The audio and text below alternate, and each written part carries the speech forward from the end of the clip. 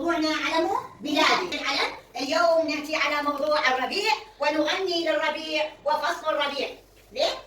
فصل الربيع يا أولاد من أجمل فصول السنة، وقلنا في السنة 4 فصول: الشتاء، الربيع، الصيف، الخريف. والربيع يأتي بعد الشتاء، الربيع يأتي بعد الشتاء، يعني بعد ما ينتهي فصل الشتاء فصل البرد يأتينا فصل الربيع اللي يكون معتدل الجو، لا حار ولا بارد، ويكون لطيف ويكون جميل. سبحان الله، موضوعنا الربيع جاء مع الشتاء، أتى مع الشتاء. سبحان الله يا ربي. هسه أقرأ الموضوع وأنتم تقرؤون معي، وأيضا سوف نقرأ ونشيد حروفنا الجميلة.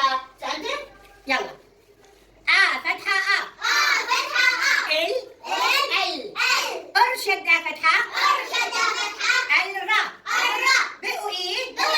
الربيع آخرية متصلة عليها ضمة الربيع. شنو هاي الكلمة؟ بعد يا الربيع. لنرجع سعاد، ايش تقول عن الربيع؟ يلا. قالت سعاد أين أخذنا كلمة سعاد؟ على مبلادي. عافية يا شطار. يلا. قالت سعاد أنا أريد الربيع.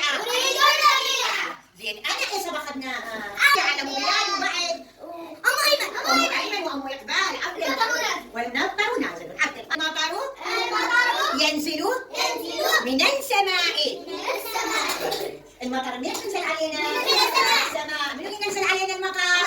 الله سبحانه وتعالى. اللهم اسقنا الغيث ولا تجعلنا من القانطين. عافية. يلا. ويسقي الزرع. ايش يعمل المطر؟ يسقي الزرع. عافية. الناس تقول. ماذا تقول الناس؟ نزرع ولا نقطع. ماذا تقول الناس؟ عافية. الناس تقول نزرع ولا نقطع. بنقرأ الكلمات الحاشية وبعدين نقرأ الموضوع من النهاية إلى البداية. عافية. زين. أو الربيع. زين، من يقول لي هاي أو أشني؟ وعدكم أهلا بالأبطال. صفوا نفسكم. عافية. للتعريف: ربيع الربيع، سماء السماء، زرع الزرع. عافية. هسه نقرأ الموضوع من النهاية إلى البداية. اكتبوا عليه على السبورة. نزرع ولا نقطع. الناس تقول. ويسقي الزرع. المطر ينزل من السماء. أنا أريد الربيع. قالت سعاد الربيع. موضوعنا اليوم شنو؟ الربيع. قلنا من أجمل فصوله الأزهار، وتخضر الأشجار، وتخضر الأرض، وتخرج الناس إلى الحقول وإلى المزارع والمنتزهات حتى يقضون وقت طيب وجميل ويتمتعون في فصل الربيع. تفضلوا اقرأوا يلا. أو هون بحث الكلمة الأحرف لكلمة الربيع. يلا. أو أرشد فتحة الراء الربيع ضمعوا أصابت الكلمة الربيع. عافية. الربيع. زين، نقرأ كلمة نزرع ولا نقطع. عافية. نزرع ونقطع؟ لا، لكن ايش نعمل؟ نزرع واشنو؟ ولا نقطع. عافية. الناس. عافية. نبدأ الكلمات الأخرى. ينزل. كلمة ينزل بها أي تعريف؟ لا. عافية. المطر. للأسف أخذنا كلمة المطر. المطر نازل. السماء. زين، من يقول على الآ؟ همزتي وصل. زين، يسمينا همزة الوصل درجة. توصل.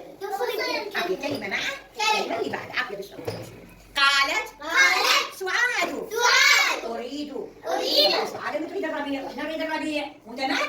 عافية. بالشطارة. زين، هسه غادي نقرا نشيد على الربيع. قوموا كذا. نشيد جديد. أنا ما أعرف أنتم غنوا معاي. لا، بس أشنو اكتبوا علي الحركات واعملوا مجهود.